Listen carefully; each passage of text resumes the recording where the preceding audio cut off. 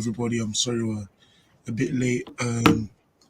It's all down to someone here, but No, anyways, lies. I'm not taking it. Before the stream, he was like, "Yeah, I'm gonna put it on you, George, because most people already know." But no, BS. Nature was calling for a certain Christina, this person from South London, and that's the reason that we're late. No. I was early this time. Sorry, Steve. Yeah, I I can found my prove that as key. well. I was ready. We were ready to go. But yeah, man, we're Steve, good. We're right. bringing the energy.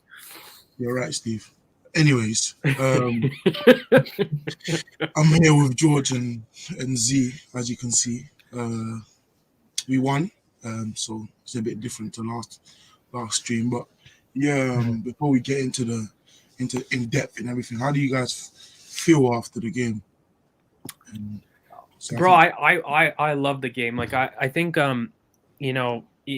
I just saw like a good stemming of a lot of the issues that we had previously. So like my biggest thing with the last two defeats was kind of the manner in which we lost those games, especially in the middle third, like how we controlled the middle third. And you could kind of see at the beginning really of the game why there was some, hesitancy, some, mental barrier really to our game, because we were really poor in the first 20 minutes. But as I was leading up to the game, I felt a certain comfort being at home. I always said like there's a difference between home and away. And, before we couldn't be here, I had a big presentation on Everton. So big up the guys that came on to help us on for the post match there, but and the preview for that matter. But since then, I was kind of thinking we're at home. Our ability to stay high is going to be a lot better. And, I just think that this team needed a little bit of a shot in the arm, because there was definitely some things that we were doing that I just didn't recognize. And when you become an Emery basketball kind of team in the last two Premier League games, I needed that stopped as soon as possible. That was the biggest thing that really pissed me off. It wasn't so much, tactics in terms of a formation, although there was some issues I had with Thomas, who had an excellent game, by the way, against Southampton. But I was just very impressed about how we sustained pressure. And we've talked about on this channel that we were due a 5-0. This was a 5-0. We just couldn't finish our dinner. If you go back and you do the rewatch, guys, we left almost 4 goals on. Lacazette had 2 in the first half, and Martinelli had one-on-one chance. Bukayo Saka has a one-on-one chance, shoots straight at the keeper with his right foot.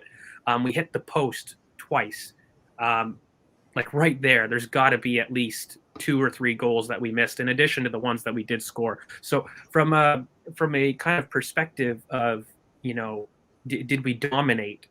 I think this is the best dominating performance we've really had just as a team. And, I think a lot of it came from confidence, guys. Like, I'm not going to lie. A lot of it came from, Southampton had some tactical tweaks too, by the way. They helped us, and I wish I was on the preview, because I was going to say, look, this is an awesome time to play Ralph at home because this guy just presses with his 4-2-2-2, a kind of B-Tech Ragnick. And we thrive against those teams, guys. Like, there's a reason that we really struggle with people that, don't choose to come out at us as much. So I was confident going in the game. I didn't really think lineups had a big issue. I think we had another game for basically Xhaka and Partey to get their shit together, because, you had poor performances in the middle third, just general, and I was unhappy to see kind of Emile Smith-Rowe not be able to make it. But at the same token, I was like, there should be enough in these mismatches tactically that we shouldn't need him. And so if we can save him for West Ham, all the better. So, but yeah, mate, like I was thrilled, because I think this was our best, despite kind of us being maybe more flashy in some other games. This was our most sustained game of not just pressure, but for me, attacking pressure. I really felt that this game, we really took another step up in terms of, how we were able to work both their defense, but also the middle third. So, happy days in general, and a great way to stem the bleeding and prepare for West Ham. What did you think, Z? Yeah, I mean, look, before the game we previewed it, it was just a matter of how we actually started the game. Were we going to start like wounded animals? We'd come out strong, or were we going to be starting nervous? And I feel like we did the latter, where we were basically a bit nervous. We were giving the ball away. Gabriel and Ben White were not able to keep the ball at all, and just kept on going back to Southampton. And I think Southampton pressed really well for the first 15 to 20 minutes. And usually Southampton as a team press really well anyways. So it was just a matter of how we, get out from that press.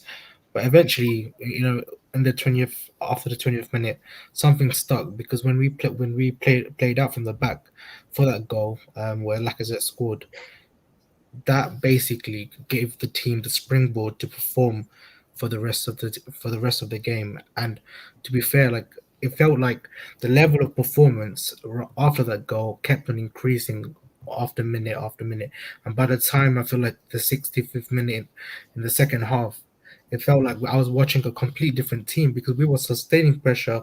Everybody was getting the ball. Everybody wanted to score, and you were right. Actually, in the predictions, someone predicted 4-0, and I felt like we could have had way more than that, because of how many goals we left on the pitch that day. So honestly, it was a surprising performance in the second half. Although I think the most concerning thing, I still say, is for me though, is we how loose we still can be in possession. I still feel like that's something that we can develop as the season goes. We obviously bring in better players that are better in possession, and I feel like we need a bit more familiarity. Having these players play together all the time in the same positions just gives each other a bit more confidence in each other. They know where each other's going to go. They know that the pass that they're going to make is going to be the right pass, rather than second guessing.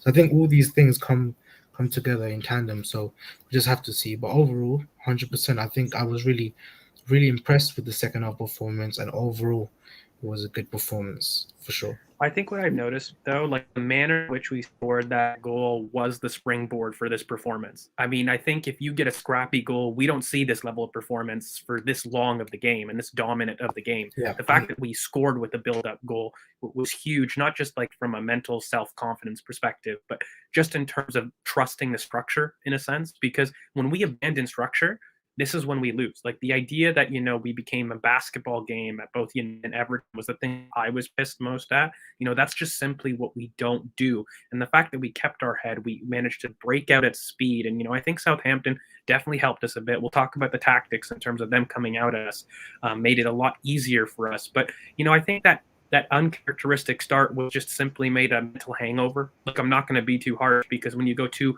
losses on the bounce against teams that you probably go in thinking that you should win, right? Like, I don't doubt that it wasn't just the fan base and us thinking that we should win. There was definitely a part on the players that felt that those 2 games were winnable, and we basically gave away the leads in both of them. And we kind of self-destruct on our own terms. And then so I think that start, and to be honest with you, I think the nerves, I don't know about you guys, but you got to let me know, people that went to the game, like, I felt the nerves from the crowd immediately. Like, you basically had Gabriel, and let's keep it frank. Like, we'll get into the tactics, but I think Gabriel, big reason why we started so poor. Probably one of his worst starts I've ever seen from him. Very, very risky. Within the first 2 minutes, he loses a duel high up the pitch, and then within 2 minutes gets a yellow card. Yeah. But as a result, though, he gets a yellow so early, he drops his line very, very quick. And Kyle Walker-Peters was picking up space in between our center backs and our midfield, kind of at ease. And, when you had that, combine it with also a lot of poor touches. Granite had a very, very weird start. Him and Partey switched bodies. They space jammed.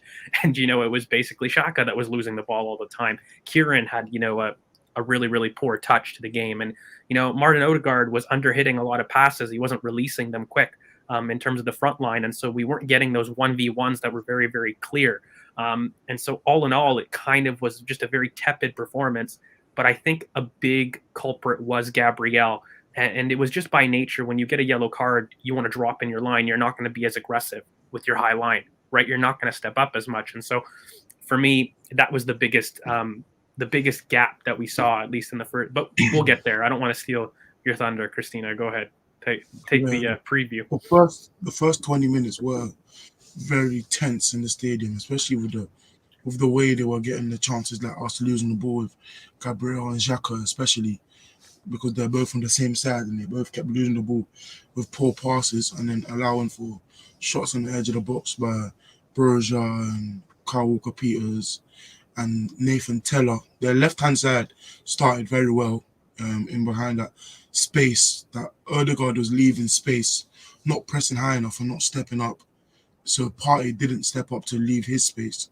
So it was just easy for Stevens to just play balls high up. So their left-hand side, and even Diallo was finding Kyle Walker-Peters very easily with these one-touch balls over the top in behind, and that's how Saka got his yellow earlier as well, because he had to make the challenge on the edge of the box. But the way we scored was very important. I said it straight after the game that the way we scored set us up for how we won the game, because I really don't think we dominate in the way that we did if we didn't score such a risky, very good goal. Because I don't even call it risky, mate. It's our structure. It's how I'm we saying play. it was risky because of how we were losing the ball in the first 20. So to then stick with it and continue, because in the past we would have just started going long, but to stick with it and continue playing out the back and then score that way actually helped us. Later in the game, we still had some minor issues building up where White would step up and just pass off the pitch and stuff like that. But in general, I think it was a very dominant performance. But I think huge credit needs to go to Ramsdale, mate. Like I'm sure we'll go into this lineups and everything huge, but if you watch that passage of play, and we'll go through that goal again, he hesitates a little bit and does wait for the marker to go, something that none of the back line were doing in the first 20 minutes. No one was drawing their markers. A big part of our buildup is making sure that you get an overload on one side, and the reason is that you're chasing shadows for the rest. We basically need to draw mark and Southampton pressing with kind of their own version of a 4-4-2, which is more of the Ragnick kind of hexagon way. But regardless, they were basically using their center backs to press our goalkeeper there. And, we were using our midfielder to split the center backs to give us an option. But what Ramsdale did was he hesitated before committing two people over there. And, basically you got a 2-on-1 with Tommy and Gabriel, not Gabriel, sorry, with Partey and Tommy coming in. And, that really sets us up for the goal. That Partey pass is what opens everything up. When he receives from there, it's game over. They're already chasing shadows, and that Odegaard pass out to Saka, and he's off. Right, like I think that all starts with Partey. Like that's how you exploit that press. And if Partey doesn't hit that first time to Tommy like that, we don't break out that. And that's part of the risk reward calculus that I think the midfield pivot haven't been great at. In the last couple of games, and so. You add some of those confidence and shock, you get your 50-50s back and, everybody's happy. But yeah, mate, like I think the first 20 minutes was 100% a mental hangover from past results. And you could understand it, but at the same token, it needed leadership and it needed somebody to put their foot on the ball. And this can happen from our goalkeeper. I just think fans need to start praising. It's him a lot though. Like this whole season, it's been him to be the one to put his foot on the ball and just slow down the tempo at times, because and in the second half it became Tierney with his throw-ins. He was wasting a lot of time on his throw-ins, but generally when we get flustered, no one in our team apart from him consistently puts their foot on the ball and just takes time because they're just rushing to give it to someone else because they don't want to take ownership. But he's the one that's been doing it all season, and without him we wouldn't be doing a lot of the things that we have doing. But in the first half overall, I think obviously the first 20 was poor, but I think it was very good. Like the way we created chances, the way we opened them up after Laka obviously had these 2 1-on-1s where he just didn't shoot, and then Martinelli the same didn't shoot, and then Saka took that shot 1v1 with a good Odegaard pass in behind, and then we scored a very good goal with like the Tommy ball over the top and some persistence. But what did you guys think overall in the first half? I don't know. Wait, before we go, should we maybe do the Aubameyang thing? I want to keep it short and sweet because, you have to talk about it. Look, at the end of the day, you cannot assign a culture mentality within the squad and then succumb to your superstars. We've done that for the last decade. So very, very simply, Aubameyang knew the rules. he came late, and I'm one of his biggest defendants. And if you're late, I'm sorry, you don't train, and if you don't train, you don't play.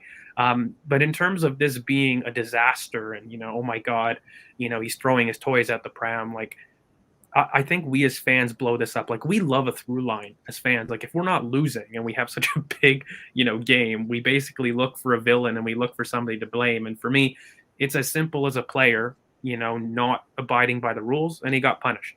That's it. Game over. You take it on the chin. Sorry, boss, I won't be late next time. And that's what it is. I really don't think that there's much more in terms of what Arteta has to do. Look, he's damned if he does or he's damned if he isn't. Prior on Wednesday, he said that there were no fitness concerns. Clearly, they knew that he had just come back late, by that point in the timeline. And, if you said Aubameyang is out injured, people are going to say he lied. For me, I'm a fan of the upfront nature. Yeah, it's a disciplinary issue. And, a lot of people are saying that he's throwing him under the bus.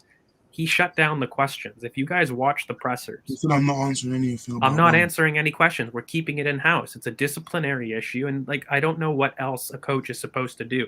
Like, are we supposed to lie about injuries happening to players and then they miraculously come back because that protects them? No. I think that message sends it clear to the squad.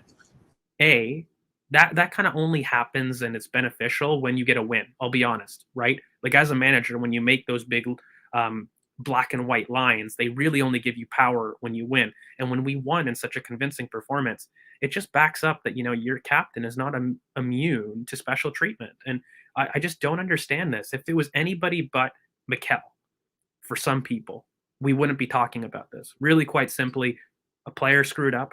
He's got to apologize and he's going to come back in. And for me, done and dusted. If he serves his ban or whatever it is within the club, which I'm sure he'll be in contention for West Ham, that's it. It's done. Like, I don't know why we have to make it a big thing. Oh, Aubameyang's, out of it. Aubameyang's a trouble in the dressing room. Like, he's not. A lot of people, we've had debates. Why is Balogun not playing? Laka and Oba have huge dressing room impacts in terms of seniority, but also their effect on this squad. And regardless, you can't be black and white about these things. And for me, it just simply is a case of the player not listening to the manager. He got his punishment. He served it. Move on. Like, you get this in your work environment all the time. So I don't know, Z, like Chris, like, what do you guys make of it? Because I just think it was the stupidest overreaction that I've ever seen. No, I've seen it all over social media, and obviously I asked you the other day. I was like, "What do you think on the whole Aubameyang situation?" And like, I know you're not too fussed with it, but with me, when I looked at it, I was like, it's just a matter of the fact that he hasn't obviously listened to the rules, but obviously there are some concessions for him as well that's been made. He's the captain of the club, but the fact is, despite those concessions being made, he still basically doesn't follow the normal rules that you have to, and especially when we're in times of COVID, you will have to follow these protocols of having your PCR test done on time. Now, if you're not in the country by Wednesday, you're not going to be able to do a PCR test on the Thursday, so that you can show your test results to the FA for the Friday. So you are not in this. You cannot be in the squad because of that. So I don't know why people have just made a big deal out of it. I feel like the questions have been out there just to kind of kill Arteta in a way. Like, they just want to make Arteta look bad in that sense. And I feel like despite, Arteta could have said some different things, I feel like people have taken it way bang out of order, especially someone like Piers Morgan.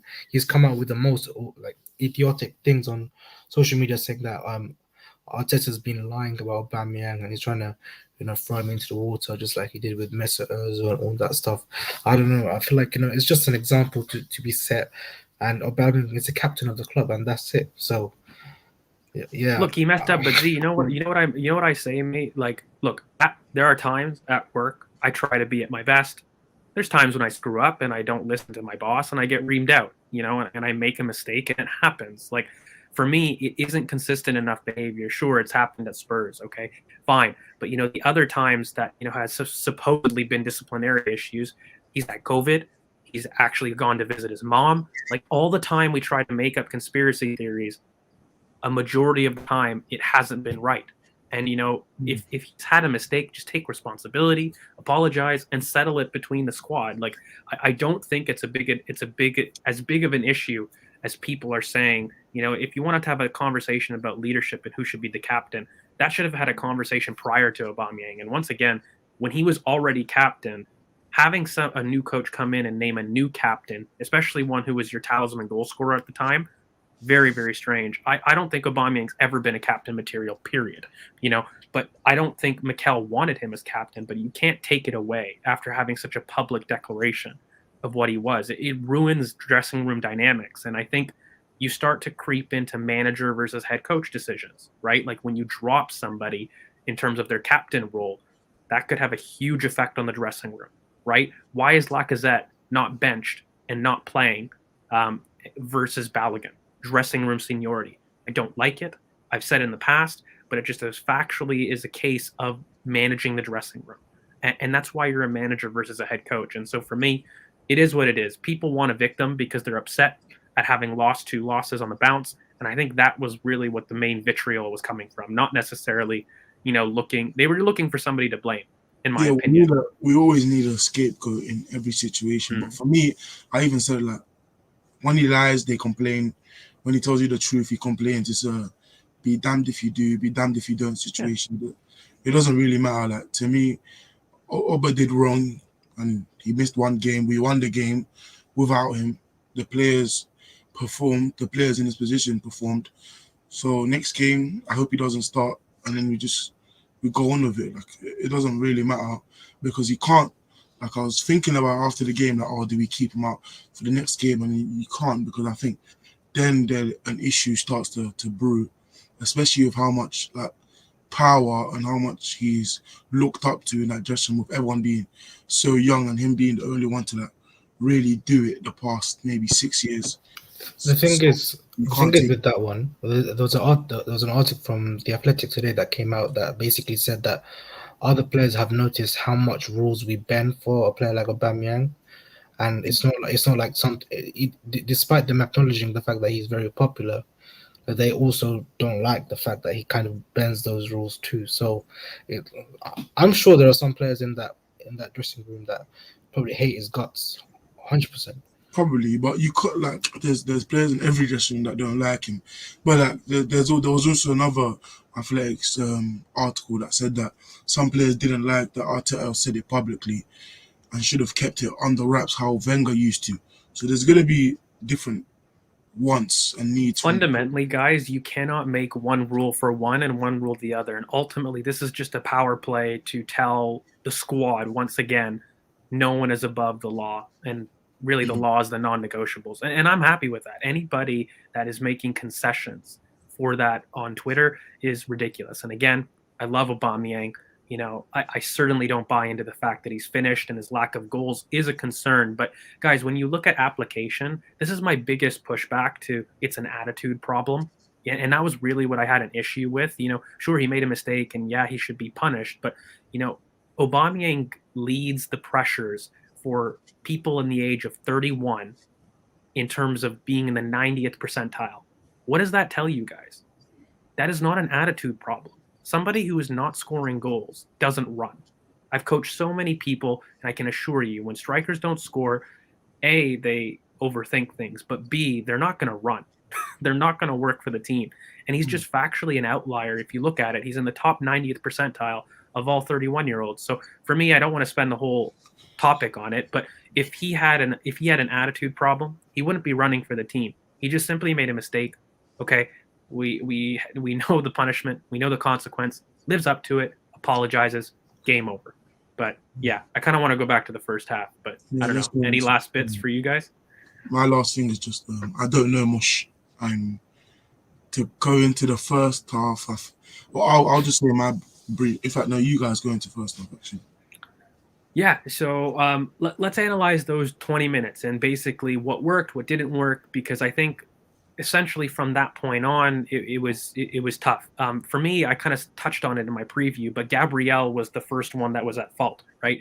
And like I said, within the first 2 minutes, he lost a duel in kind of the left half space, but immediately went to ground way too early and got a yellow card. For me, from that point on, you can see him visibly stepping back the line. And as a result, Ben White was trying to kind of hold the line, because if Gabriel drops, he's got to drop with him. And so for me, the defensive line kept dropping when it should have maintained a high line. That was a result of getting a yellow card too early. But what that meant was, our center back line and our midfield line left a huge gap. And so for me, Kyle Walker-Peters, you mentioned Tellez, like they were Armstrong as well. Like they were running in that space that we left. And of course, poor touch and composure really, really was poor. I mentioned Granit earlier on in the stream, had a really tough time. He space jammed, switched with Thomas Partey. And, also, I really think the issue as well was, Odegaard wasn't playing vertical. He wasn't as aggressive. After his goal, he had a really superb half. I think one of his better halves, in fact, in his time as an Arsenal shirt in the second half. But ultimately, he just wasn't pressing and stopping that first entry pass. We've kind of highlighted it in terms of Liverpool. And, the biggest issue is if you don't stop that first pass in the midfield, especially when we press as a 4-4-2, you're going to leave yourself outnumbered, and you're going to be asking Partey to step up and then leave basically Granit Xhaka in space on an island. And so things were disjointed from that aspect. We had people at the top of the third that really weren't controlling that press, but also they were under-hitting passes. People weren't really zipping. The only ones that can really hold their head up high from a consistent 90-minute period for me were Tomiyasu and Martinelli. And of course, Aaron Ramsdale, who, really was the focus for turning that period around. But ultimately, when you looked at kind of the tactics between the two, right, I felt that, Thomas was really on an island a little bit too much, more than I liked. I think Granit ran away. He did hide a bit. His touches were loose, and I don't normally associate that with him. But it was very clear that we built in a 3-1. And, the whole reason that we really became a lot more compact was when we went closer with the pivot, right? And so I think that was a big, big reason as to how we were able to turn that 20 minutes around. And then we basically went from everybody losing the ball to us starting to sustain pressure after that 20 minutes. That build-up goal, phenomenal. We said it basically set the platform for us in this game.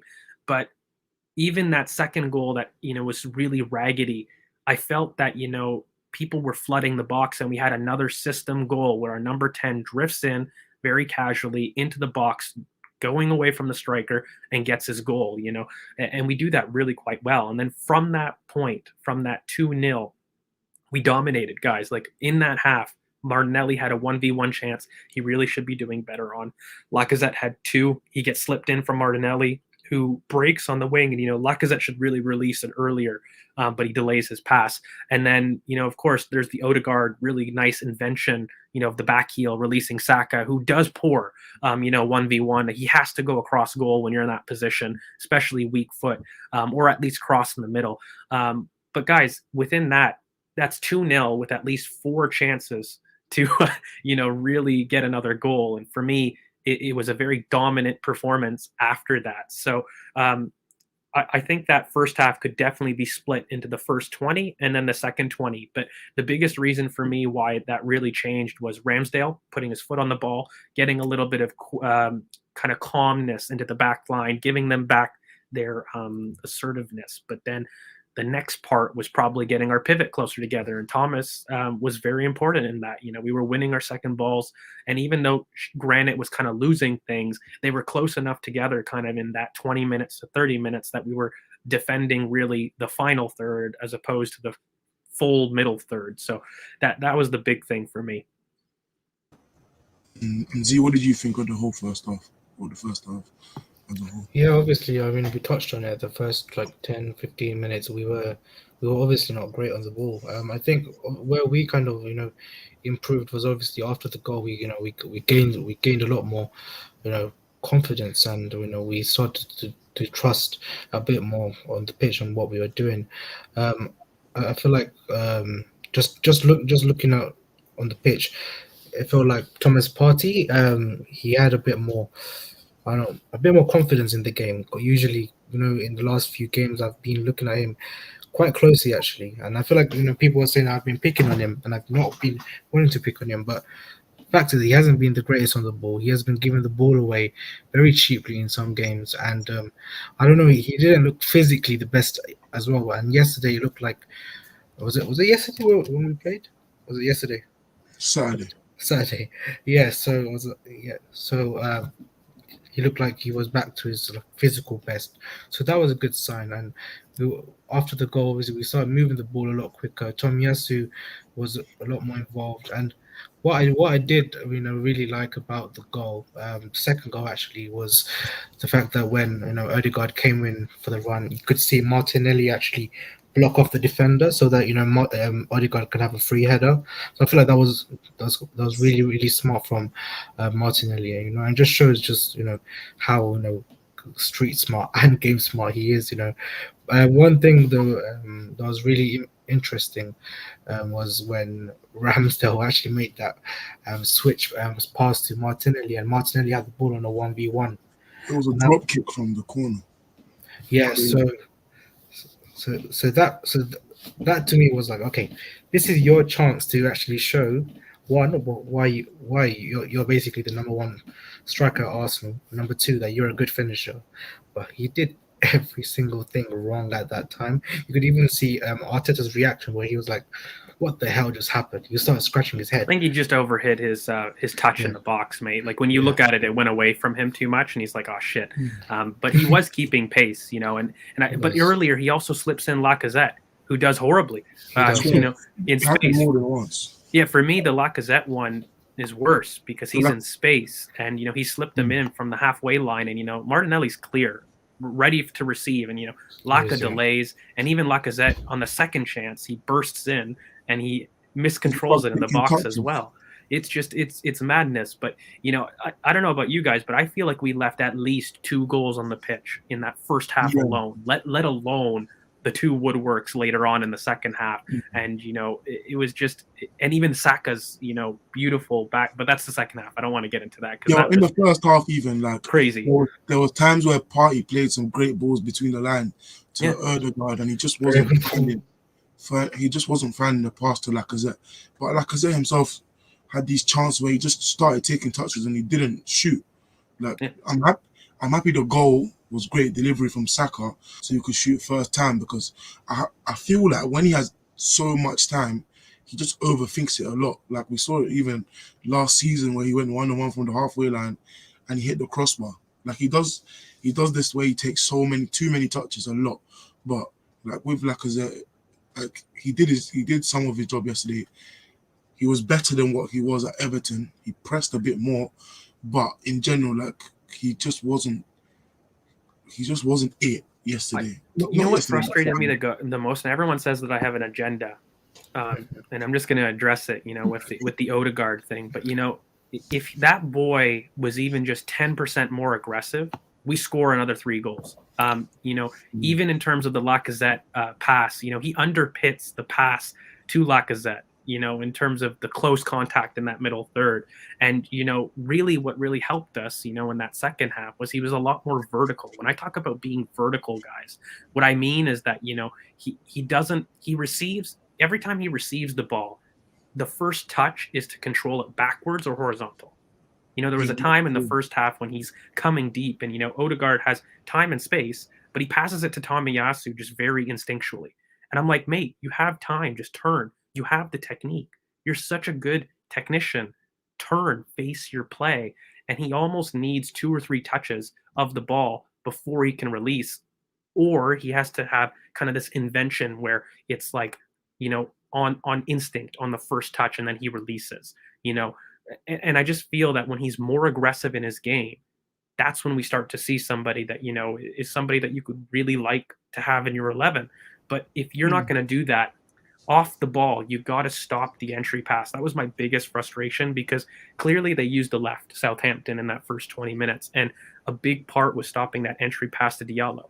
And we just simply weren't doing it. And if you've got Partey that steps up there, by the way, that leaves Granit Xhaka in an island in between the 2 center backs with pace. And you guys want Kyle Walker-Peters to defend? Like, I'm 100% sure that, Thomas knows that. So for me, that was a big problem. And then, once he got his goal, he gets this confidence, and, he is a confidence player, right? Like it must be said, because when he got that goal, he started to attack spaces a lot more, and he started to kind of look up and play the pass early. And, he doesn't delay his pass. And so I really think that, there's a confidence level, but for me, I really think we need to get him more aggressive, because even just turning to face play and stop going backwards would add so much to his game. Forgetting the overlap. Like, we are not even talking about the athletic limitations here. It's just releasing the ball and the timing, because if he can sort that out, that is, a very, very good weapon. Even you guys remember the chance where he's kind of at the top of zone 14 after Thomas Partey finds him between the lines, and he tries to find, Martinelli with a very complicated, cute pass. He delays it by a second. If he plays it a bit earlier because he's dribbling, Martinelli gets there. But he delays the pass a bit, and it ends up being smothered by the keeper, which is fair play, good idea. Like, he sees the passes, but they're just too late. And so I just feel if we can work on him getting more aggressive with the ball, then we're going to see somebody that'll definitely have a better time of it. But I think that's a big issue on that right-hand side, especially against teams that aren't going to press. That's the big thing too, right? Like, Southampton really helped us in terms of their tactics, because every time that they press up, our buildup is so great, and it offers so many angles that we love when teams come at us, right? And a big way for us to get out is making sure that right-hand side, or Emile, is the outlet, because from the left, we use Kieran to be the outlet in space, but we use the right to be our on-the-ball outlet. And, that's why Tomiyasu, for me, was man of the match, guys. Like, he had a phenomenal game. It wasn't just 1v1s. His ability in the pocket between both, he was knocking it with his left foot and coming inside all the time. He was a constant release valve. And, when Odegaard would drop deep, he would always give it to Tommy under pressure. And, his ability to kind of get out and find Partey in the middle again from that little drop back was really the reason we got out. And so for me, phenomenal. In terms of Tommy being able to play out from the press, because I think that was key. Like, that was a big reason, not just Ramsdale in the goal, but that was a big reason why we were able to get dominant, in the game. His ability to use his left foot to give us a pass in midfield and get us on our bike, get us on our way, was really why that right-hand side didn't clog up as much. And, he has to deserve his flowers, because while Martinelli occupied the left really, really well, I just felt that Tommy on the ball gave us a release valve that, we really needed. Even for our goal, we had a similar situation before it, but yep. In the position Tomiyasu was in, Odegaard was in, and Tommy found him, but Odegaard didn't release quick enough to Saka, and the ball got intercepted. But with Odegaard, for me, I think he's not improved, but he's done a lot better much recently. Like, with the goals, I feel like Saturday's game was probably his most risky on the ball. And I feel like, for me, he just needs more impetus and to take more risks on and off the ball, because on the ball, I feel like he's very, very safe, especially with his passing choices when he passes. Like, when he releases, like, he takes a lot of time, and most of the time wants to make sure this is going to happen rather than taking some risks. And off the ball, he doesn't attack space, especially wide. Most of the time, he just doesn't attack space and feels safe and secure staying in position, which isn't helpful, because when you do attack the space, you disrupt the other team's shape and make space for others. And I feel like he just, on and off the ball, is just too safe. And Southampton was his best game, or most risky game recently for Arsenal for me. And the game where he did best was probably West Ham last season. Yeah. And he attacked space a lot more, was very risky, because we had nothing to lose being 3-0 down, and he just turned up. But he needs to It's really simple, mate. You know what it is? If we don't have an option, we've talked about this in other previews, right? Like, if you're going to have essentially Tomiyasu, who's inverted down there, and you're going to have Bukayo out there who wants to come inside, and you're going to have Odegaard in that section, the one thing that you absolutely need is verticality. What do I mean by that? Somebody who attacks the space aggressively. And if, he's not going to do that, you're going to find a case where that right-hand side clogs up. I feel like we got a kind of a get out of jail free card in a sense, because he became a lot more aggressive. And I think part of the frustration, guys, is because I know he has the technique. I know he has the technique to do it. And for me, he's 23 in December, in like a week or two. This isn't like a young player, right? Like, he is supposed to be one of the leaders on the team. And for me, he is supposed to be the release valve, not like the new Tomiyasu. And so for me, yeah, you can point to consistency, but at the same token, every time he goes into play, it's not like, he's trying it and losing it. I would actually applaud him being far more risky and have really low pass completion, but at least pushing the ball, pushing the impetus forward. I wouldn't be complaining. I'd be like, look, he's seeing it, he's attempting it. That is no. No, not yesterday. Sorry, Saturday was the first game, I think, in a while that he had below like 70-something% pass accuracy, where generally it's like 90, which just shows that he was much less safe and more risky with his passing. But shock, our attack improved because of it. Like this is the big reason. And if you're going to have somebody that's going to clog up that space there, he's got to be risky in terms of finding those passes. And I just feel like he's got a good enough first touch that he can turn and face in one movement. Do you know what I mean? Like I call it the R turn, but really what he does is he like side foots it back to himself and then passes it to Tommy or Gabriel by instinct. He doesn't even look if he has space. He just does it naturally. And for me, I'm like, mate, like you've got the technique, like just turn and attack, because when you do that, we get a second half performance. Like I just feel like at some point he's got to come out of his shell. And, if he's not going to do that consistently enough, and if we don't have maybe a good enough pressure on the left, then we might just not see the attack free flowing. Like I'm trying to analyze like what was so different about this game compared to maybe the last week in terms of Everton and whatnot. And there's a little bit of winning your duels in the middle of the park. The pivot were far better. Thomas Partey had an excellent game. And when Thomas Partey has a good game, you normally win, right? Like that's just how it works. We have enough sample for that. But I think a big reason why that second half really took off from so many chances, because again, I said this was probably our best attacking performance, was because I felt Odegaard was a lot more aggressive. He was trying to find those passes. And I just feel like if he would release a little bit sooner, if he doesn't underhit those passes and, he gets a little bit more confidence, then I think that there's a player there. But again, we lose dynamism. And I think there's a question from Ahmed in terms of, does Emile come straight back in? And for me, absolutely. Like he offers a level of dynamism for me, ball to feet, that, is completely different. I think it really depends on what your frontline striker is, and we need some balance in terms of that. But the biggest thing that he offers on that side, right, is essentially somebody that can overlap for Saka. And that's the most important thing for me. If anything, we haven't even talked about Saka, but mate, he had an amazing game.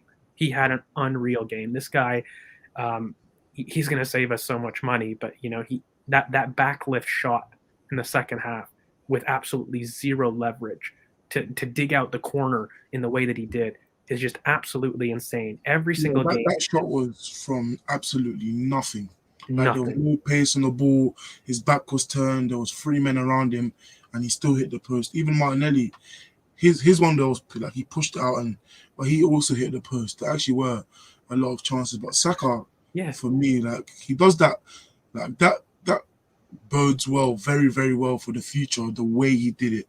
Because once he like gets a consistent shot down, because I feel like once he's been on the right, now that he's getting into the flow of scoring goals again and taking more shots again, that he's getting back into making these movements and getting in his position, because on the left wing he doesn't make these attacking runs or these attacking movements to even be a threat in behind, but he's getting a lot more chances now than he wasn't earlier in the season versus like Palace, for example.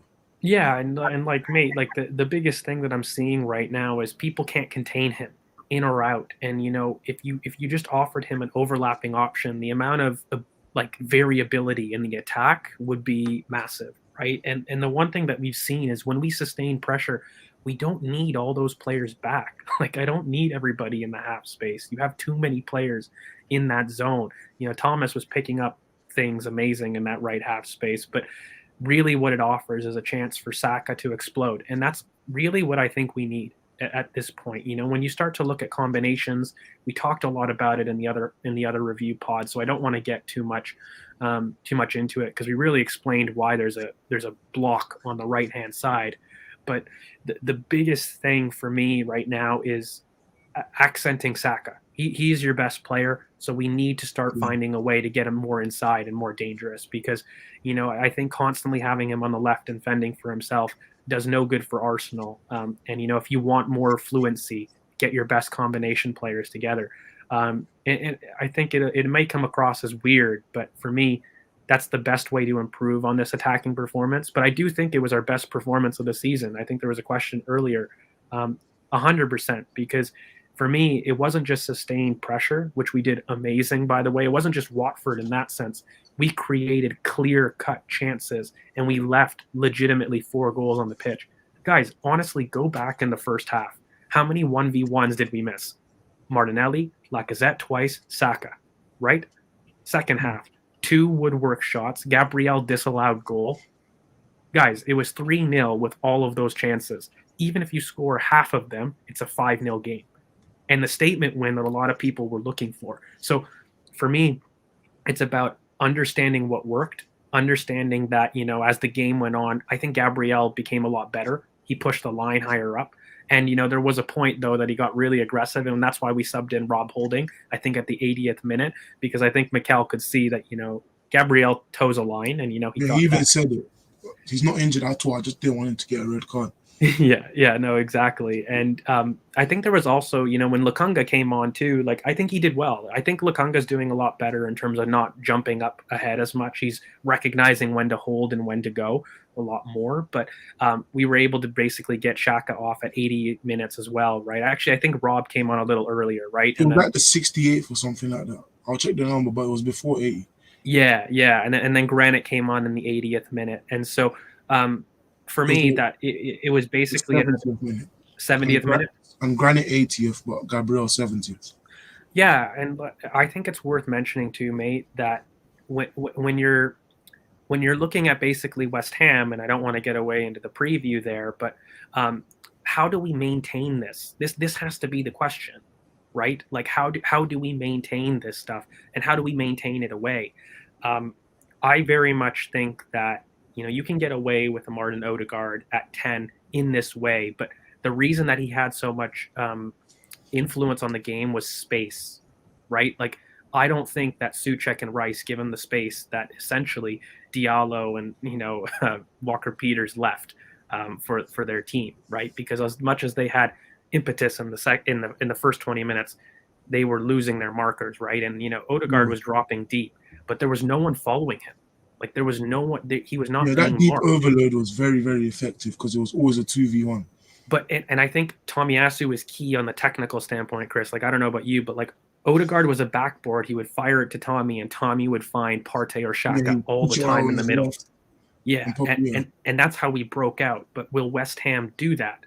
Now, no, they won't. Their pivot will follow us, and from that portion, I just know that you're going to get whacked. Cresswell did it last time. He was, killing Pepe. My boy Pepe. He got some minutes, but his first touch bounced off the pitch. That guy annoyed me. No, I want to be fair. He was on for too little of a time. Yeah, no. I'm just saying when his first touch came on, it bounced. I know, but again, and also the one thing that I don't think we have said is I think Tomiyasu needs to deserve his plaudits here. He was the reason for me that we excelled so much. His ability to get out was immense, but also I think this was Martinelli's most mature performance, guys. In terms on the of left, especially. Yeah, and there were times that I think he still puts his head down too much to be a true winger. He is a striker, but I think I'll save that for another day. Z, mate, I don't know about you, but I think the club sees him that way. But I don't want to draw. There was a big moment where we cleared from a corner and we could have been 4-on-1, and he had the ball and he started dribbling, and even the commentator said it. His head's down. He needs to pick his head up, and he just kept dribbling. He always dribbles with his head down, and especially with I don't have an agenda against Pepe. He's just not good. But when he was dribbling, he just dribbles with his head down consistently, and even when you're doing that on a fast break 4-on-1, it's just quite evident what he does in the wing. It's just, but Chris, you know what frustrates the heck out of me? When you isolate Martinelli's best moments in the game, they all came central. When you think about it, how he slips in Lacazette.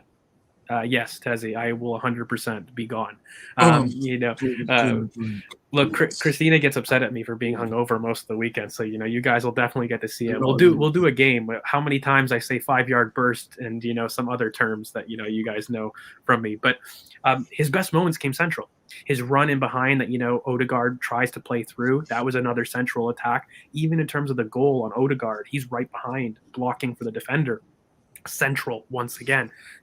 Yes, he's an outlet. Yes, he's done those things, but his best times hurting the pitch is when he is central. So for me, I'm excited for West Ham, guys. Like, I'm not going to lie. And, I don't want to steal from the West Ham preview, but the biggest thing that I think allowed us to really have our best attacking performance was confidence.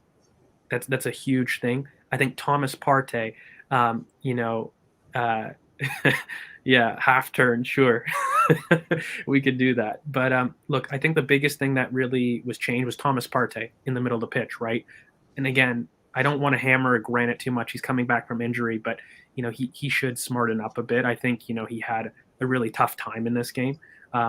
He got better when he was closer to Thomas in the second half, but I think Tomiyasu being back and kind of calming that back line, being an outlet on the right, was huge. And look, guys, we definitely benefited from kind of Odegaard being aggressive in the second half. And as much as I gave him some crap early on, I need to say he was much better in the second half. He was much more aggressive with his passing, and not just his passing, but he was a lot more inventive with his first touch. Like, he was always forward. In the first half, it was far too static, far too horizontal and backwards. And then in the second half, he was receiving and turning a lot more in terms of how I like. So, yeah, I was happy with the overall performance. And I think to give basically Granit Xhaka a sub, get Gabriel off the way it is. My only concern is, I don't know if you guys know, but Lukunga basically is one yellow card away from a suspension. So I kind of want that late in the game on West Ham. I kind of hoped he got a yellow card. Lukunga or Rice? Lukunga and Rice, but Rice is playing. Yeah, Rice is playing against us, so it doesn't matter, right? Burnley, I thought he'd get yellow. I thought so too, but Lukunga, he's also on a suspension risk, and I kind of want him to do it before Partey leaves. So I kind of want him to just take one for the team. Wait, when does Partey actually leave? Because doesn't Boxing Day, after Boxing Day. But no, I think it's after the first. Are you sure? I'm pretty sure, because they have to do training camp beforehand. They can't just turn up. Oh, no, I thought it was. I'm not sure the exact date, but I have a feeling it's the Boxing Day is the last one. I thought it was after the first. So the game, after Man City, they leave. That's what I thought it was. But I'm sure it resets as well after 19 games. It could. But is it? I don't know if it's 19. I know it does reset. I don't know if it's 19, but I think we have enough games now that I kind of want him just to get it in case, because when he gets a suspension, it does reset on its own. You know what I mean? Yeah, so I kind of just want him to get a stupid yellow, just so that in the next two games, we 100% are going to start with our pivot. So I really want that. And look, guys, ESR is coming back. I just think it's huge that we had our best attacking performance and Emile wasn't there. Yes. Because when he comes back, the fluidity and confidence is going to be amazing. And especially with for me, what made me happy about it was that obviously we were great without him, but it was that he wasn't fit. So it wasn't the manager dropped him and he played. It was that he wasn't fit. We didn't risk it, and the guys we played still proved the point. Even with the Oba stuff looming, they still proved the big point, because the first 20 was I've been at the Emirates a lot this season, and the first 20 was probably the most tense it's been all season. Yeah. Apart from maybe Palace 2-2 in the 90th minute, those were the most tense it's been. I was even hearing people saying Arteta's lost the dressing room. That's the first time I heard stuff against him. So going up into the first 20 was very tough, and then they changed it. The atmosphere was great again, and the players really put on notice that they can score goals. But we need goals against West Ham as well. We need to finally have a positive goal difference. Yeah, mate, and so we're at -1 right now. You know what I mean? And with a win against West Ham, we'll even out the goal difference. We'll also go ahead of them. In the table, the narrative will switch, which will be phenomenal. I said it as soon as we lost to Everton. I said, in 2 games, we're going to beat Southampton, beat West Ham, and the same people that are telling me now that it's unacceptable will be the exact same people that go to an extreme, say top 4, the title race is back on. Like it's always one extreme to another. There's hardly any nuance. And the one thing that I wanted to say about, and I don't want to get away in the preview because I'm gonna give a little bit away, but the one thing at Southampton that I really did notice, did you guys notice that our 4-4-2 press in the second half, they really struggled, but Southampton changed their build up to a 3-1 later in the half, and that was in response to our 4-4-2 press. Yeah. And when you do that, who employs that? West Ham. And so for me, West Ham are far more technical and assured on the ball, and that's why Emile has to come central for the West Ham game. I don't want to get into the preview too much, but if you noticed, they were able to play out a lot more successfully against our 4-4-2 with a 3-1. And that's because you basically add an extra option in the middle of the park, and you rely on your first of the 2 strikers to really stop that entry pass into the middle third, aka Odegaard, or whoever is that right partner, because typically you're going to have one being a pressing trigger and the other one blocking the entry pass in the midfield. But once he's there, right, we don't have an athletic midfield in Granite to really push up with 2, so one of them is going to be caught in 2 minds. So for me, the biggest thing is, even though they didn't really get out too much because we were so good with our high line, it is a worry, the 3-1 versus the 4-4-2. So West Ham definitely are going to be a lot better at controlling the ball that Southampton couldn't. And that's something that we're going to have to look at in the preview, right, guys? Because for me, I did think Southampton got a lot more joy when they went 3-1 instead of their 4-4-2 build-up. So that's definitely something to keep in mind. And especially in the middle, they've got a lot more reliable entries. Like Rice is an absolute progressive monster. Anyone who knows me knows how much I love Declan Rice. And so for me, that's a worry for sure.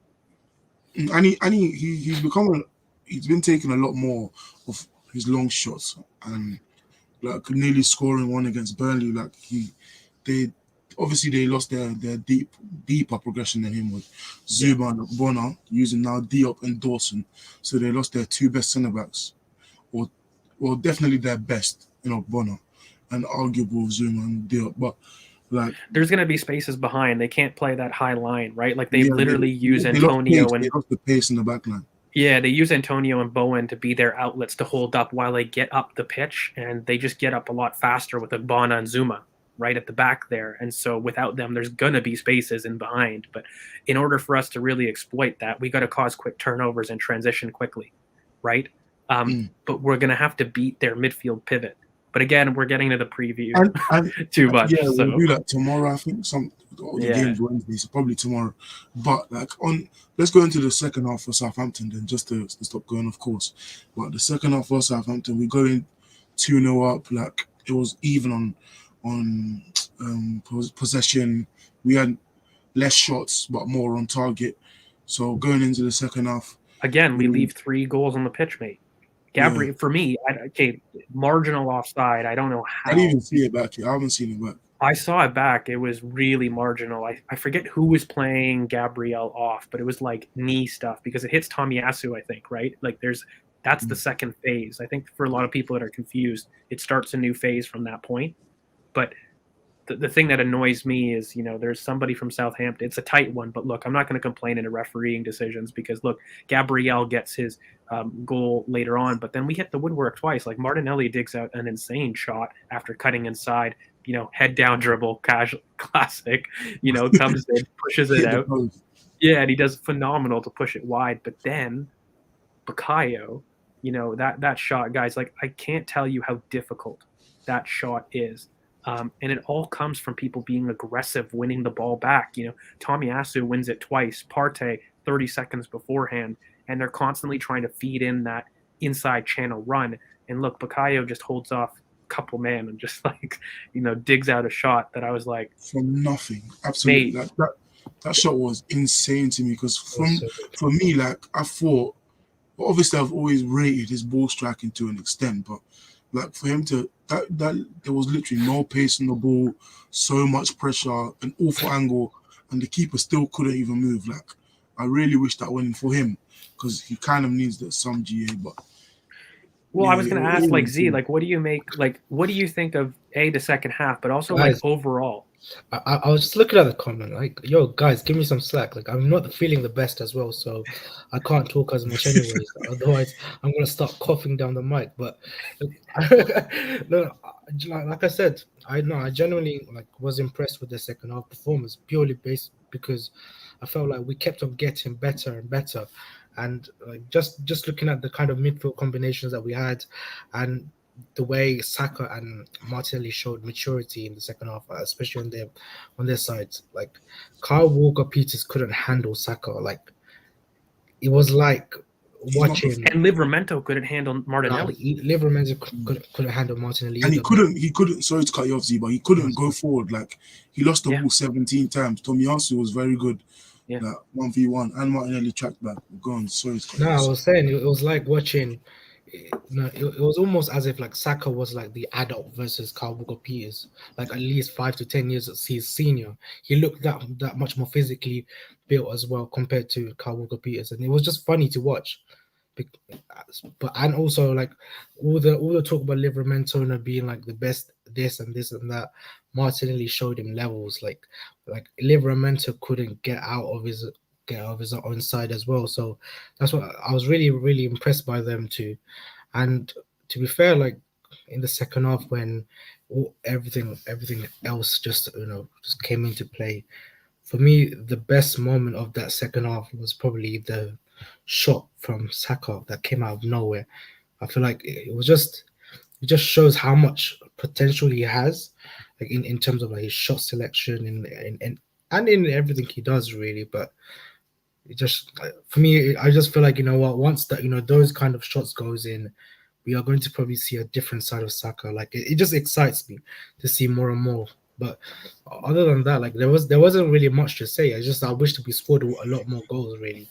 Well, the guys, this was the 5-0 game. It's the same We've pressure. talked about it. We've talked about it on this channel quite a bit that we are owed a 5-0 game. It 100% was. We just couldn't finish our dinner, which is fine. It's calm, is what it is. But for me, it was our best, like not our best, like our most consistent attacking performance. I think Spurs, we were more potent, if that makes sense. Like Yes, at our definitely. peak, we were much more potent. Like the ball moved amazingly. But I think in this game we had probably the most sustained attacking fluidity. And when you start to look at some of the reasons why, it makes sense. I think we went back to basics. That was one of my big takeaways at the end of this game. Nice to see you, Wohan. Thank you. In terms of some of the things that you like to see, our buildup was secure, but the pivot were a lot closer together. Right, we were winning our second balls. That was very, very evident. In terms of our attack, what we were doing was we were playing a lot more aggressive between the lines. And guys, these are basics. You know what I mean? Like as a coach, like there's such tropes, but I just feel like we went back to basics. We stopped the basketball game, which was happening in the last two games.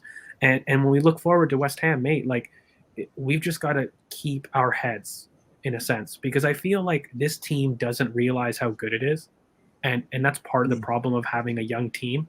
And having a good structure, it can be a blessing and a curse because it gives you a crutch to lean on. So when you're struggling for your touch and when You you're just lean young, back in and just fall back in to yeah, what you you know. just fall back in because you're like, oh, we know it works. And if I'm struggling, I don't want to put myself out there because I'm young. I'm still trying to make it. I don't just, it's not my time to do that. And part of the issue is like this team just doesn't realize how good it is realistically. And it must be said, Thomas Partey, I think, is a big reason. I don't think he was the best performer on the day, but just the fact he goes up a level makes no difference why we won this game for me. Yeah, because I feel like that big like that standout like from maybe 50 to 65 or 50 to 70 where they just couldn't get the ball back anymore. We pinned them in their half. Yeah. He was winning second balls, aerial duels, nicking the ball off defenders. Like I was very impressed. He was how we far kept more the ball. punchy between the lines. Like Thomas, look, we all know technically he can do better. Like that's no problem. But for me, he basically he released a lot quicker and he was finding Lacazette a lot between the lines. And it must be said, this was much more of a traditional 4-3-3. And I don't love Thomas being that deep. But one thing that I think really helped us was Granite became a lot closer in terms of the pass maps. Like, I have no first and second half comparison, Chris. Like, I don't know if you know about it, but like for me, just from my eye, it looked like Granite was a lot closer to Partey in the second half. And while there was that like broad 4-3-3, I felt like Thomas had license to step up a little bit more in the second half, and Granite was a lot closer to him, in that second half where we started to dominate more. Because, how many times did Granite nick it off a second or a third ball? Thomas and Tommy did the exact same thing. But look, for me, I think consistency, Ramsdale, we haven't even spoken of the 2 saves, by the way, mate. Like, he was responsible for the first goal, but also those late in the second half, I forget who breaks on us, but he makes a really important save after Ben kind of struggled with a 1v1 moment, and he spills it out to kind of no man's land, and no one follows up. But I think Ramsdale was phenomenal, in terms of his general goalkeeping as well. In the first half, he also makes a strong save at 0-0 at Armstrong, who breaks in the box. Yeah, and like those things matter. And so I just think that we kind of lost our way in the last 2 games. We lost a little bit of confidence from losing 2 games on the bounce, which happens. But we just went back to basics. We got the pivot closer together. We won our second balls. The attack was a lot more fluid because we were trusting us to be more aggressive, mainly in those half spaces. And when we did receive the ball back, we weren't looking to we were looking to punish consistently. And so, yeah, I was really happy with that. Yeah, the impetus and directness improved and increased a lot. Not a lot, like from the 20th onwards, but in the second half, like the domination to just keep the ball in their half, to take the shots, to bounce off the post, then clear it, win it back, and keep coming back. Even Martinelli's delivery from the corners was very good. It was very good. improved, because before Pepe was poor and Erdegaard was poor on them, but since Saka and Emil went on them, the delivery and goals increased. But for Martinelli to continue it with Emil when he came in, just was very good. I think Martinelli's performance was, because there was a moment where like he knocked it past. You could see the confidence where he just knocked it past Livramento, and they just had a race, and it was great. Even though Livramento caught back up, and it was just great to see him play with the confidence on the left hand side, because on and off the ball he was very good, tracking back to help Tomiyasu deal with Livramento, and on the ball to take shots, make crosses, and he deserved the goal as well as Saka. But I feel like his performance on Saturday deserved the goal. I think on our right hand side, they had Nathan Teller, who I think had a decent game actually. One of the players for Southampton. I think their left hand side is probably their best side, aspect. right? Yes, their best aspect of the game. I think Gabriel and White kept Broja quiet, which he hasn't been for a long minute actually. And to answer this question, yes, you do. Tezima, you do. But there's been a question like, can Martinelli play? We're going to have a lot of really great membership content, but yeah, we are waiting for that 1K. So guys, this is a great moment to like, comment, subscribe. I'm not going to do my normal spiel at the end, but the closer to 1K, the more membership comment you can get, because we have a lot of really cool ideas that we're going to definitely push the boundary on. Yeah, and for this is the one I was going to ask, and I think it's very telling that when he wasn't starting games, he always came on for Oba up top. And even Saturday, at the end of the game, in the 80th minute, when they brought on Pepe, he went up top rather than Pepe coming on for him. I feel like he will be the striker down the middle, and he is a striker in general play. Like, he doesn't run diagonally, he runs straight lines. Look, mate, the thing that I say about Martinelli, his superpower is finding space where there is none. And when you have that, I just don't think he has really the awareness to head up dribble. That's what you need as a winger. You need this ability to go in and out. You need to be able to create separation. And for me, I don't think Martinelli is actually phenomenal at that. He uses his off-the-ball presence to create separation, not so much with the ball. But his head-down dribbling really limits his ability on the wing. But when you combine it with his movement, he is always most potent down the middle. Another thing is, with his speed and his aerial ability, he's always going to get chances in the box, whether he's on the wing or on the striker. But for me, it's a very simple thing as a coach. Get your biggest goal threats as close to goal as possible.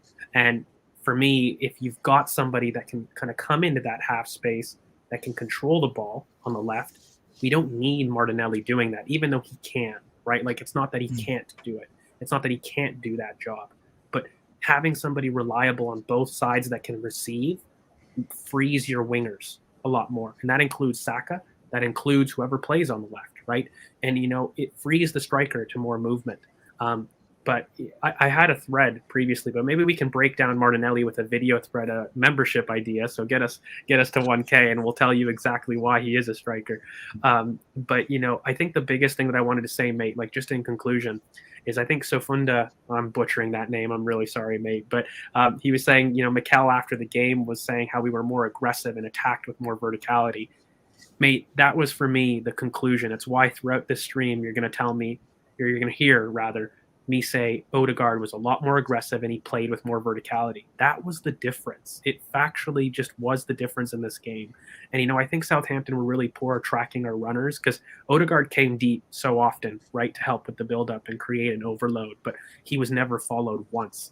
But the reason that we ended up getting up the pitch for me was Tommy, but the reason we stayed up the pitch was because we were a lot more aggressive with our final third entries, whether that was Martinelli, Tierney, by the way, who we haven't really mentioned, for me just had a solid game. Nothing spectacular. He had a couple really great moments down the left, but I just felt that he was just reliable. And for me, that's the biggest difference. If we're going to be aggressive in the final third and we're going to control things off the ball, which by the way is also an aggression thing, like if we stop that first entry pass into the middle third from the opposition center backs in our 4-4-2 press, that's aggression. Like, that's what that trait is. If Gabriel doesn't get a dumb yellow card, I think that line steps up, and that's what it was. It was a lot higher. It was aggressive.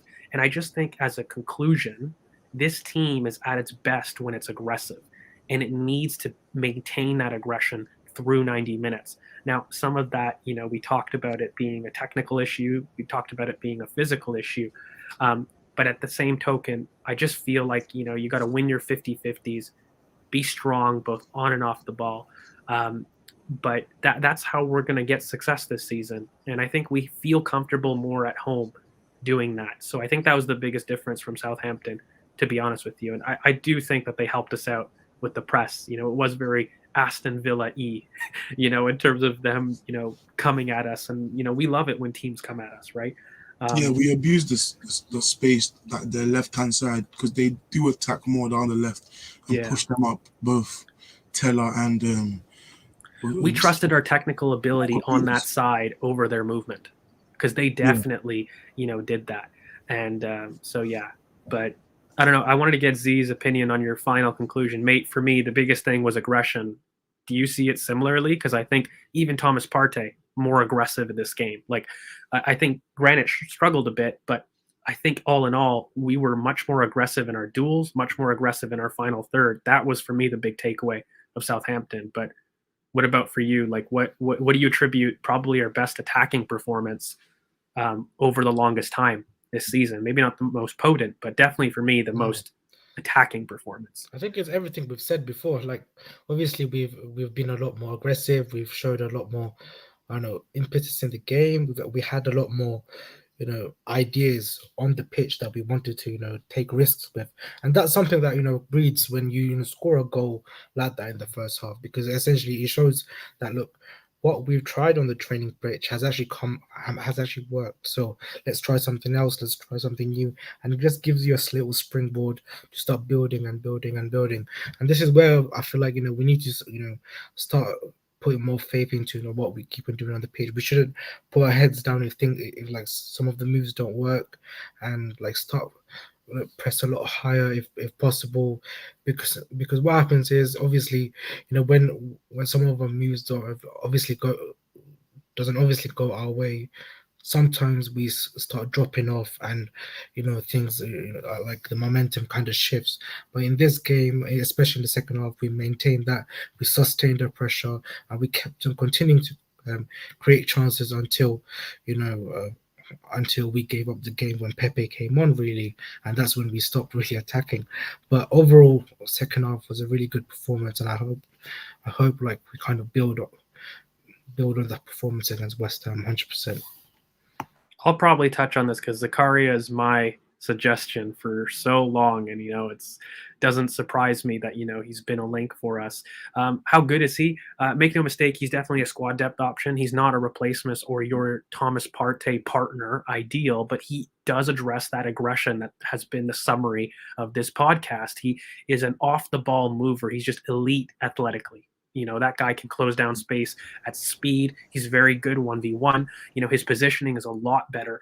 So he did, struggle in terms of, choosing when to step and when not to step. But, over the course of this season, he's been phenomenal at that positioning aspect. He does need work on the ball, but he's just an experienced off the ball mover that, would add aggression to the midfield. And he would add an option that if a game's tight and you want to close a game out, add a little bit more legs, basically a more experienced but similarly profiled Ainsley Maitland-Niles, somebody that does have technique but struggles with it consistently, but is just a phenomenal athlete, and he'll win his duels. And so for me, that's why he's really important. And, he's a massive upgrade on El Neni, and it's why I've suggested him for so long, where we're replacing the experience aspect there. And I think Oliver, look, if you're going to ask me, there's a lot of people on Twitter where people think possession, but I'm always somebody that likes off the ball movers, and aggression, is a good synonym for that, to control the narrative of a game over possession. That for me is how we really sustain pressure. And I think we need more aggression, not just in midfield, but across the pitch. So that's why for me, Dennis Zakaria is phenomenal. Yeah, I haven't watched much of him. When I last watched him, I didn't like him, but apparently he's improved since I last watched him. So maybe I'd watch him again. But yeah, for me, I've watched more of Kamara, so would say Kamara. But who I want in summer, Kamara wouldn't align with, because Kamara wouldn't come to be a bench option. That's it for me. It's like the Elise situation where I wanted Elise, but eventually he'd end up playing second fiddle to Emil, and he'd be too good for that. For him and for us, for us he would be perfect, but for him, I think he'd be too good to be second fiddle to Emil, just because he's good enough to start in another top team. But I think we've covered the Southampton, really. Yeah, and I think in terms of just the starting spot with Sambi, with Granit Xhaka, yeah, that, they're international partners. And I think one of the big appeals why Arsenal are looking into this and debating, do we pull the trigger now or later, is, with Thomas missing, you do miss that aggression off the ball. That's what you lack in that midfield pivot. He has a lot of progression qualities, but that's the big compliment that you lack with a Granit Xhaka partnership, and Zakaria would absolutely emulate that. So I'm sure that's why there's a certain level of debate, can we bring him in immediately in January? If not, absolutely on a pre-contract to replace El Neni. But he would offer a really good compliment, and he has previous relationships and symmetry with Granit Xhaka. And so for immediate impact, that's why I've offered him as the solution, and not Boubacar Kamara, who I agree with Chris is too good to be a depth option. And I am addressing the midfield properly in the summer. I'm not using it as a free and a scapegoat. I'm really addressing it properly. But yeah, I think before we answer you guys' question for 10 minutes, I think quickly just give your winners and losers for Southampton game. For me, in fact, you guys go. Actually, I'm not too sure on my it has to be Tomiyasu for sure, for a winner for me. He was the most consistent performer across 90 minutes, and yeah, sorry, that threw me. That threw you off, yeah, I knew it would. But no, from a winner's perspective, it has to be Tomiyasu, mate, because he was the reason that we got out, and he was consistent across the 90 minutes. I do think maybe Ramsdale is hard done by, as well as Martinelli, who we said throughout the stream. Those were my top three, but just I think Tomiyasu consistently throughout the game was just absolutely phenomenal. He must have created three chances as well, and I don't think our right back has been able to consistently do that in the past. So he was reliable 1v1, but he also was just a key reason why our build-up. And I think losers, I'm probably going to go with Granit, because on the whole, he really struggled. I think he got better in the second half for sure. And, if Gabriel had continued, past the 2 minutes of being like that, he would definitely be the prime suspect because, the first 2 minutes were a night to forget from Gabriel. But after that, he calmed down. And I just think, Granite struggled a bit just getting into the flow of things. So he'd probably be my bigger loser overall, and Tomiyasu my big winner. Z, winner and loser, or winners and losers? Well, I think the winner has to be Tomiyasu. I feel like he was, one of our biggest stress relievers of the game. I feel like every time we kept him, getting pressed on the ball, he was able to make a pass where we relieved the pressure, and it was just really impressive. How much more confident he's become as every game has gone as well. And I think the biggest loser for the game is Pepe, man, coming on and doing what he was doing. Like when he even came on, right? If you looked at him, he was looking at Arteta, and he was waiting for Arteta to come and speak to him. Arteta didn't even look at him. Like he always does to Martinelli. Yeah, so man, he's the biggest loser of the game, man. I feel bad for him, but it is what it is. For me, I think winner obviously Tomiyasu won, but I feel like to an extent, Martinelli. I feel like he really showed that was probably his best performance on the left since Newcastle. I think a loser probably kind of Xhaka, maybe Aubameyang a bit actually. Aubameyang did get hit a lot in the media, and what he did obviously deserves some scrutiny because your captain should be leading and setting the example. But yeah, so and then obviously I think another winner Partey as well, because I feel like he was getting a lot of scrutiny and he bounced back a bit and was our best midfielder versus Southampton. So Saka's not a bad shout, mate. It's just everybody. I would just place Saka in the Thomas Partey category of very good. I don't know if he was the 90-minute for me. He was very good. It's just there was, for me, I feel like there was Tomiyasu and Martinelli, and then the very good category of Partey, Saka, Ramsdale. And Ramsdale's just good every game now. He's just good every game. And look, I just think Saka is he's ready to explode, guys. He hasn't had a lot of goals and assists, but there's been it's coming absolutely. Watford was the first big sign that Watford, and we said it back then, right? We're okay, this is the big thing. And then Newcastle, it was great, and then he had that little injury, and you're like, shit, momentum. But he was back. It's such a cheat code to fire it to him at any height or pace, and he just kills the ball, and he rolls and then he protects it against any size defender. His center of gravity, especially with him growing, is insane. But Odegaard is a good one because he's been scoring and played well. I think his best half of the season. Yeah, it's for me his best performance of the season. Just the drive was different to what it's been, and it's good that he's getting goals where it was just Emile getting goals on a big run. So him getting goals when Emile's not here. That's a positive of the system, though, mate. Because a lot of his goals, they weren't individual efforts; they were late runs from the 10. That's a structure thing. So that's a big bonus for the we have no attacking patterns. I kid. Yeah. So let's just go. I think for the last 7 minutes till we do an hour and a half. I say we just answer some of these questions that are here. Lads, put out your. We'll do it for 7 minutes, and if we don't get to them all, don't worry. We're gonna do a space, where we'll definitely do a bunch of user questions. Yeah, definitely, Oba.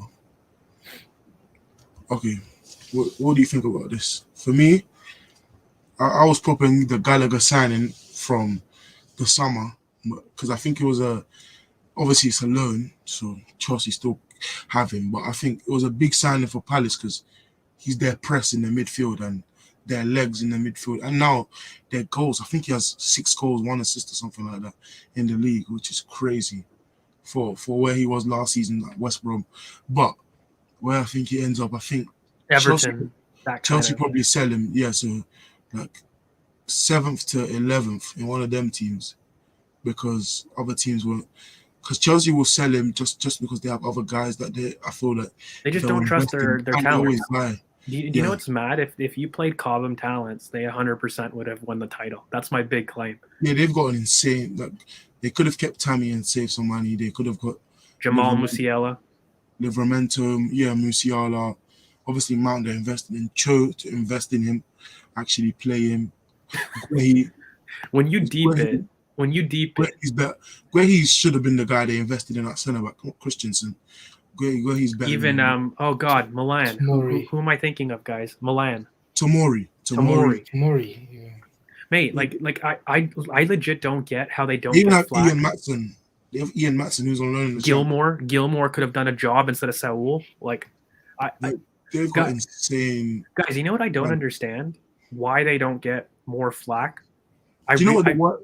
For me though, what annoys me is that obviously we have like great talents on par with them. Is that Chelsea's talents are the same age as ours are already because they've been on loan since they were 17. Yeah. So they ready up their players just to sell rather than actually using them because they have Mount on loans from Vitesse for years and even Championship, and then he comes into the team ready-made playing 50 games a season. But Chris, I'd hear it, but mate, like their talents are legit, some of the best in the league. And that's what makes it worse though, that they ready make them. But that's what I mean, and like I just don't understand how they don't get flack for it. Like, I mean, again, you know, when you look at it, like you said, Tammy right now would have been a great option. You know, Gilmore would have been a great option. Livramento at the back, you know, from, you know, a Rudiger standpoint, like why can't the way they play, why can't he be that right center back and have Reece James as, you know, the right wing back? Why can't he do that? And, you know, when you look at, by the way, I am going to say BoP did say that the Chelsea system would catch up with them. So we're cashing in on this. Creating chances. And they're getting chances created against them. Like Watford was a tough game. Yeah, craziness. Do I think Balogun? No. And I think we kind of addressed this in previous streams. It's dressing room seniority, and I hate it because I don't agree with Mikel on this all the time. You know, I would be somebody that would drop Lacazette and play these guys. You'd risk it. I would. Because he's that good. I feel like good. I'd probably risk it, but I think Mikel is in a precarious position where he doesn't have full support. Do you know why he's in precarious position though, Chris? It's because he's had to rely on him in the last 3-4 weeks. That's the big thing. And you know, if he had been given a chance, you know, and look, I know Balogun. I have a thread on him, and you know, many people know how much I love him. But the worst thing is though, sorry to cut you off, but with Balogun, he did this kind of last season where he just was too good for it and just turns it on whenever he likes. He turns it on and off whenever he likes. Some games he'll get a hat trick. Some games he'll do nothing for the first half and just turn up the second half. Like, he really has been too good for that U23 level for a long minute now. Like, but he's played too much U23 football. I think we need to learn him out now. Like, he's top 30 for most minutes ever in U23 football. He's made the history for the most goals as a youth in the Premier League too. Yeah, facts. And like he's got the most goals in there.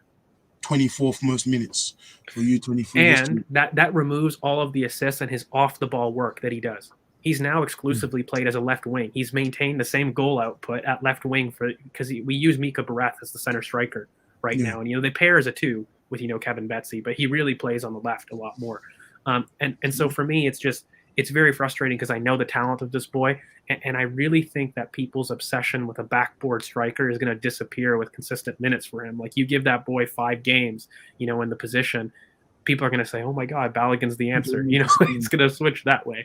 But but he can play left wing, and I've been saying it. Like, I feel like he's a better left wing than Martinelli right now because of, for me, his adjustment to adult football. He is a striker, make no mistake, but he is a better left wing right now as he adjusts to the contact behind, because especially he can pin people with his dribbling. Like, his dribbling 1v1, where you can see from all the clips he posts himself that they're just insane. It's not like other people are doing comps. Like, but you know what I love, mate? He's a killer. That's what it is. It's not even just like his play. Like, we lack somebody that's like, no, I'm the best. Like, and I know it. and I'll tell you I'm the best. And like I just feel like that aggression, the theme of this pod, aggression, is something that he would absolutely add. And so look, I'm not a fan. I understand the dressing room seniority. I use it as a devil's advocate answer, but I want to make it clear I would not do that. I would play Balogun. I would risk it because for me, I understand that they carry a lot of impetus in the dressing room, but AFCON gives you a big void of leadership, in my opinion. AFCON gives you an excuse of trying to find the best solution at the moment. And with him being the last 6 months of his contract, I just hope that Lacazette gets sold. I'm not going to lie, guys. Like, I don't see it. I think it's stupid. There's no feasibility where I see him being sold early.